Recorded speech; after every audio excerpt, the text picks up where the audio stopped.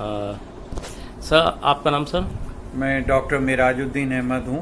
जी पूर्व सिंचाई मंत्री हूँ उत्तर प्रदेश सरकार में, जी और उसके अलावा नेशनल माइनॉरिटी फ्रंट का राष्ट्रीय महामंत्री भी हूँ, और कौमी एकता मंच जिसने सांप्रदायिक सौहार्द के लिए बहुत काम किया है उसका भी अध्यक्ष हूँ मेरठ का। जी। और ये संस्था कम से कम 20 साल से चल रही है। इस सब के बारे में आपने पूछा, वो एक बहुत बड़ा नाम है। जी रहमत जहाँ बरसती हो, जी रहमतुल्लाह सियानी, जी जिस आदमी ने 12वां अधिवेशन कांग्रेस का सदारत की हो, प्रेजाइड किया हो, जी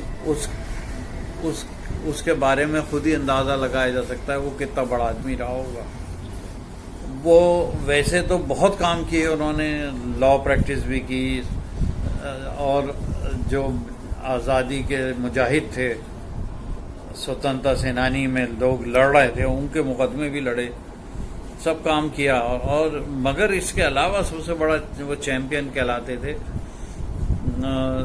हिंदू मुस्लिम एकता के, जी आपसी भाईचारे के।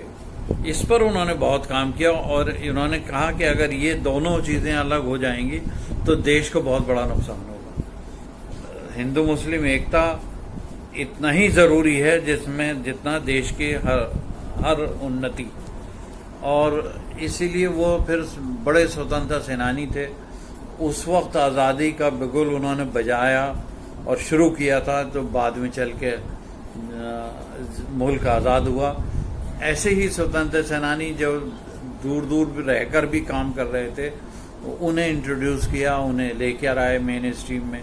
और वो उन्होंने उस ज़माने में जब कोई नाम नहीं ले सकता था, उस ज़माने में ये जंग शुरू की अंग्रेज़ों के ख़िलाफ़, और भारत को आज़ादी दिलाने में उनका बहुत बड़ा, उन स्वतंत्रता सेनानियों का उस दौर के, यानी 1800 के आखिर के जो दौर गुजरा है, और उसमें जो बहुत दूर चले गए वो स्वतंत्रता सेनानियों के नाम नहीं जानते, वो उनके बारे में लड़े। और यही नहीं, महाराष्ट्र से लेके गोवा लिबरेशन फ्रंट में वो लड़े।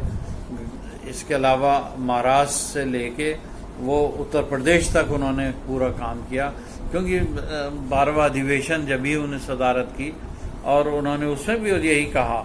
लोगों ने जब उनकी तकरीर सुनी तो लोगों ने दांतों के उसमें उंगलियां दबा ली अपनी कि क्या बोल रहे हैं ये।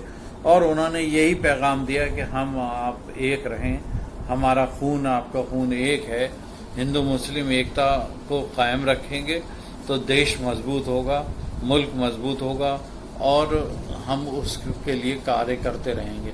और मैं समझता हूँ वो उनकी बहुत बड़ी कामयाबी हुई, और उसकी वजह से उनके पीछे आवाम जुड़ता चला गया, चढ़ता गया। उस 1936 में उन्होंने इतना पढ़ा लिखा आदमी पैदा होना, और उनकी बहुत बड़ी इज्जत बॉम्बे जैसी जगह में थी। वहाँ के वो बोर्ड के चेयरमैन भी रहे, काउंसिल में भी रहे, और इसके अलावा उनका बहुत बड़ा योगदान स्वतंत्रता संग्राम में रहा है।